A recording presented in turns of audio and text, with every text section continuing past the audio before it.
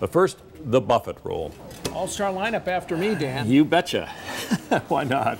No, we're going to start with the millionaire's tax, something you've given a little bit of thought to. Now, let's see. Millionaire's tax. Okay. The Buffett Rule. Barack Obama has been campaigning hard for it. He said just over the weekend that this is about how we grow the economy. He spent a lot of time on it. The phrase has become a household name. The Buffett Rule, we all know what it's about, has no chance whatsoever of becoming law. What is this all about? It's well, that's right. It has no chance of being law. It certainly can't pass the House, Republican House. I doubt it'll pass the Republican Senate, and it'll be interesting to see if it even gets a majority in the Senate. Oh, really? 50 votes. We know it. I mean, we'll see. I mean, maybe Harry Reid can get enough Democrats, you know, beat them up with sticks and get them to vote for this Poor thing. Ben Nelson. Well, he's not running anymore, right. So at least he doesn't have to run for re-election. I'm thinking maybe Bill Nelson. Of Florida, or John Tester of Montana. They'll probably end up voting for it because the polls show that, you know, soaking the rich is, in a kind of conceptual sense, politically popular. But and that's what this is about. This is about diversion. This is about running on a gimmick in order to not have to talk about your record. Yeah.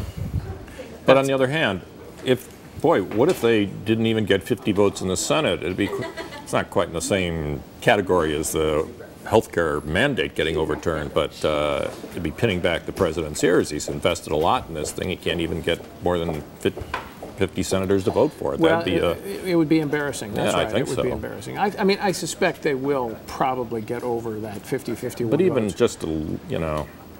Well, the thing is, you have to ask yourself, does this solve any of the problems that confront America? For example, would it contribute to the deficit? Well, not much. At most, according to the Congressional Budget Office, $5 billion a year. But even, in fact, doesn't reduce the deficit if, as the president proposes, it would substitute for the current alternative minimum tax. Right. Because if you would swap them out, you'd lose the revenue from the current AMT, which is now hitting a lot of non-millionaires, and sub it for this Buffett Rule.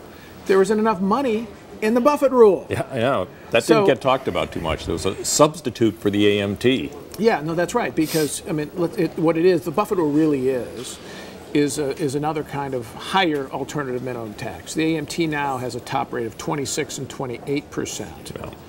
But the Buffett Rule would have a top rate of 30%, with the exception right now, a very big exception, of charitable contributions, which, as we found from the president's own tax return, can reduce your effective tax rate by quite a bit. Yeah, his was 19%. Nice work if you can get it. So I mean, I think this is all the politics of symbolism and gimmickry and distraction.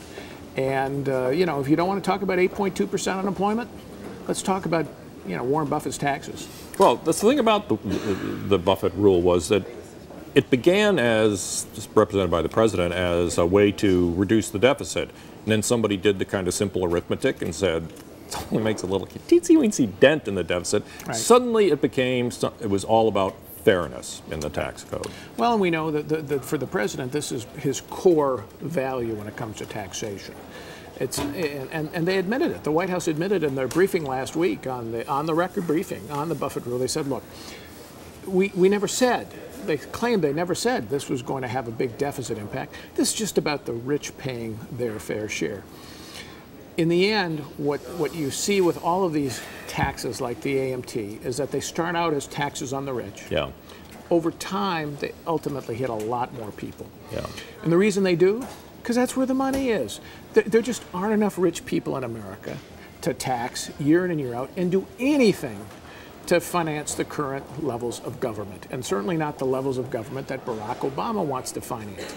So you talk about taxing the rich, but sooner or later, usually sooner rather than later, you end up hitting thee and me and people who make $50,000 a year.